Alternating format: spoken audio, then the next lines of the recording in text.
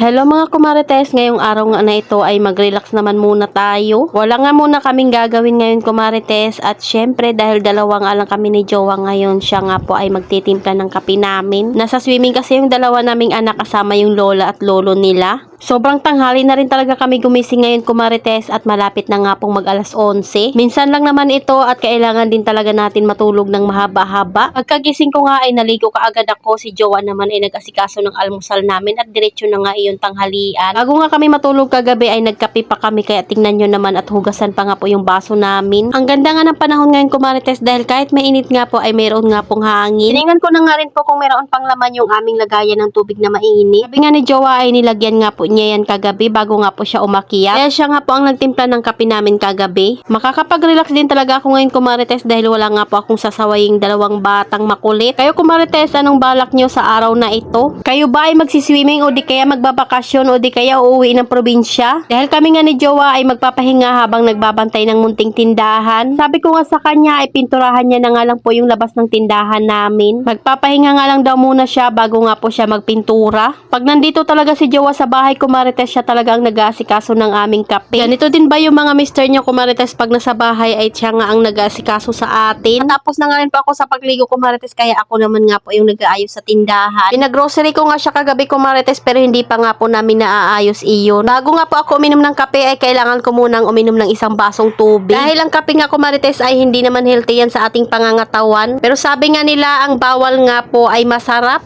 Kaya naman talaga hindi pwedeng mawala nga po yung kape sa atin pagising pa lang. Pero kailangan bago nga po tayo uminom ng kape ay nakainom na muna tayo ng tubig. Lalagyan ko nga siya ng kalahating tubig na mainit sana kaso naubusan na po pala. Dahil yung mainit nga po na tubig na nakalagay dyan ay kagabi pa po iyon yung tira lang sa pinagkapihan namin. Kasi kaso na nga rin po pala ni Jowa yung aming kakainin ngayong pananghalian. Kaya naman ako nga muna dito sa tindahan. Siyempre hindi pwedeng walang bumili sa ating munting tindahan kumarites kahit late na ang pagbubukas natin. Pagkabukas nga namin kanina ay sunod-sunod na nga rin po yung bumibili. Kahit pa isa-isa lang yan kumarites, abay blessing din sa atin iyan. Tingnan nyo naman at sabay-sabay pa nga pati nga po sa pinto ay merong bumibili. Kaya mapapa-thank you Lord na lang talaga ako sa mga blessing na natatanggap namin at dumadating. Ito nga po yung pinabili ko kagabi kay Jowa kumarites at wala nga po si Tyler kaya naman hindi pa naaayos ito. Dahil alam nyo naman siya nga po ang nag-aayos nito kumarites. Ito talaga ang kagandahan pag mayroon kang tindahan sa loob ng iyong bahay. Kagising mo pa lang ay magkakaroon ka na kaagad ng income. Kahit pa piso-piso pa ang tubo mo dyan kumarites, pag naipon nga yung piso ay malaking tulong din iyan sa atin. Kasi sa panahon ngayon mahal na talaga ang puhunan pero hindi naman ganun kalaki yung kinikita. Minsan nga po ay hindi pa tayo kumikita dahil meron nga pong umuutang na ayaw magbayad. Doon pa lang ay lugi na kaagad tayo. Tapos pag siningil natin ang sasabihin lang sa atin ay hindi naman tayo tatakasan. Ang iniisip kasi nila ay marami tayong pera pero hindi nga nila alam na pinagkakasya lang natin iyan.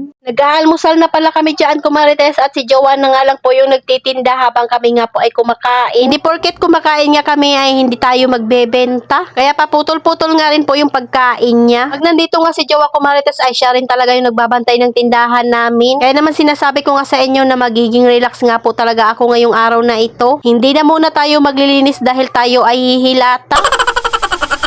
Magsana all na lang tayo sa mga kakilala natin na mangingitim nga ngayong walang pasok. Dahil ibig sabihin nun ay nag-enjoy sila sa kanilang bakasyon. Pag may tindahan ka, ang importante ay income kisa sa outcome, char. Lalang talagang pang swimming kumarites dahil walang extra money. Mahirap din naman talaga mangutang para lang may pang swimming. Ang iutang mo pang swimming ay ipuhunan mo na lang sa iyong tindahan. Salamat sa panonood kumarites. Follow for more. God bless us. At sana i-share nyo na nga rin po itong aking video.